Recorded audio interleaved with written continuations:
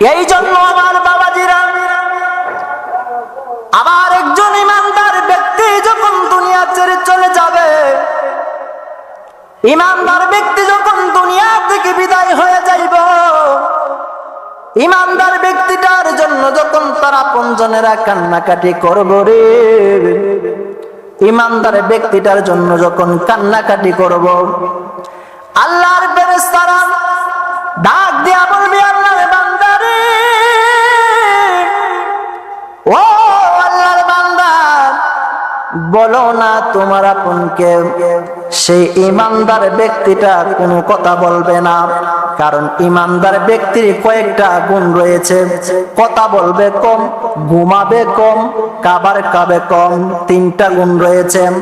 আমার বাবাজিরা, সেই ইমানদার ব্যক্তিটা কোনো কথা বলবে না, তখন সেই ব্যক্তির ইমানদার ব্যক্তিটা যখন কোনো কথা বলবে না, ইমানদার ব্যক্তিটার যখন আবার গোসল করানোর জন্য নেবে, যখন কয়েকজন যখন গোসল করাবেন, আল্লাহর ফেরেশতারা ডাক দিয়া বলবে, আল্লাহর বান্দা রে, ও আল্লাহর বান্দা, এখন বলো না তোমার আপনকে।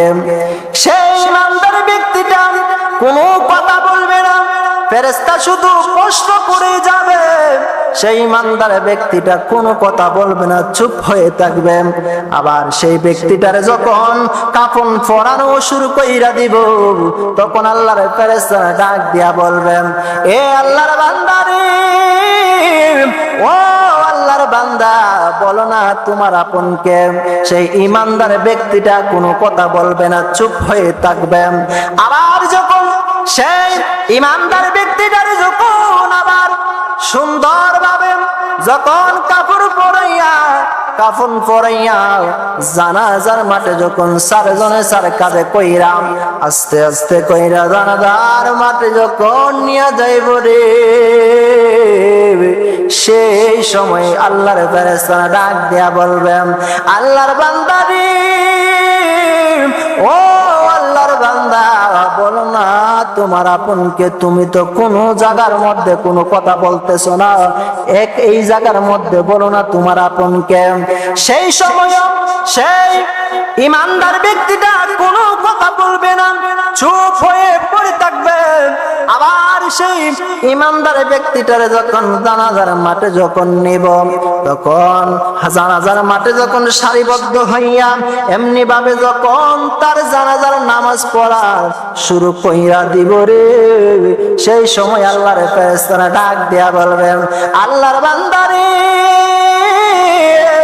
ও আল্লাহর বান্দা, এখন বলো না তোমার আপনকে। সেই ইমানদার ব্যক্তিটা কোনো কথা বলবে না, ইমানদার ব্যক্তিটা কোনো জায়গার মধ্যে কোনো কথা বলবে না। এ আমার বিজয়নগরের বাবারা, ও আমার পর্দানিশিনী মা বোনেরা, ইমানদার ব্যক্তিটারে যখন আবার যখন এমনি ভাবে জানাজার নামাজ শেষ কইরা রে, যখন কবরের মধ্যে যখন নিয়ে শোয়াইয়া দিব, জানাজার মাঠে যখন শেষ কইরা কবরের মধ্যে তিনজন নামবো, তিনজন নামার পরে রে আমার বাবারা, সেই ব্যক্তিটার যখন শুয়াইয়া দিব, এমন সময় ডাক দিয়া বলবে, আল্লাহর ফেরেশতারা রে, ও আল্লাহর ফেরেশতারা, বলো না তোমার আপন। যখন সেই ব্যক্তিটা ডাক দিয়া সেই ব্যক্তিটারে ডাক দিয়া বলবে, ও আল্লাহর বান্দা, ও আল্লাহর বান্দা রে, বলো না তোমার আপনকে। সেই ইমানদার ব্যক্তিটা সেই জায়গায় কোনো কথা বলবে না।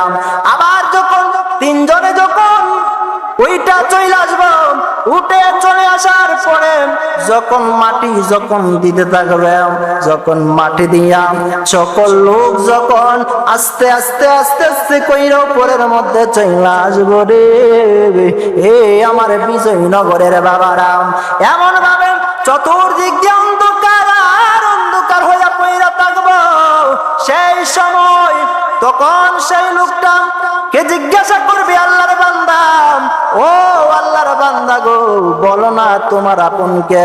সেই ইমানদার ব্যক্তিটা সেই জায়গার মধ্যে আল্লাহর ফেরেশতারা ডাক দিয়া বলবে, আল্লাহর ফেরেশতারা রে, ও আল্লাহর ফেরেশতারা, তুমি আমাকে জিজ্ঞাসা করেছিলে যখন আমার লোকজন যখন কান্নাকাটি করেছিল, আমার আপনকে আমি সেই জায়গার মধ্যে কোনো কথা বলি নাই।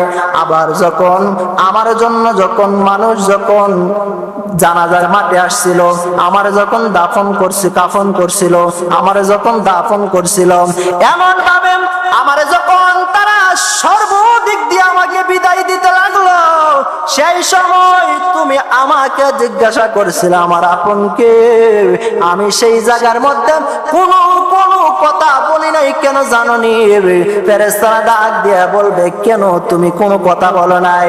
তখন আল্লাহর বান্দা ডাক দিয়া বলবে, আল্লাহর ফেরেশতারা রে, ও আল্লাহর ফেরেশতারা, তুমি চায়া দেখো না, যারা আমার জন্য কান্নাকাটি করছিল, যারা আমারে কাফন পরাইছিল, যারা আমারে কাফন পরাইয়া জানাজার মাঠে নিয়ে আসছে, যারা আমারে জানাজার নামাজ দিয়া আবার আমাকে দাফন কইরা চলে গেছে, তারা কি আমার কেউ কবরের মধ্যে আসছে কিনা?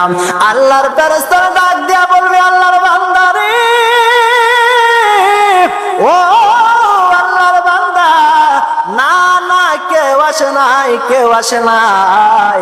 তখন সেই ইমানদার ব্যক্তিটা ডাক দিয়া বলবে, এই জন্যই তো আমি কোনো কথা বলি নাই, কারণ এই কবরের মধ্যে যিনি আপন হবে, যিনি আমার দরদি হবে, তিনি হইলেন দয়াল নবী, মায়ার নবী মুহাম্মাদুর রাসূলুল্লাহ সাল্লাল্লাহু আলাইহি ওয়াসাল্লাম।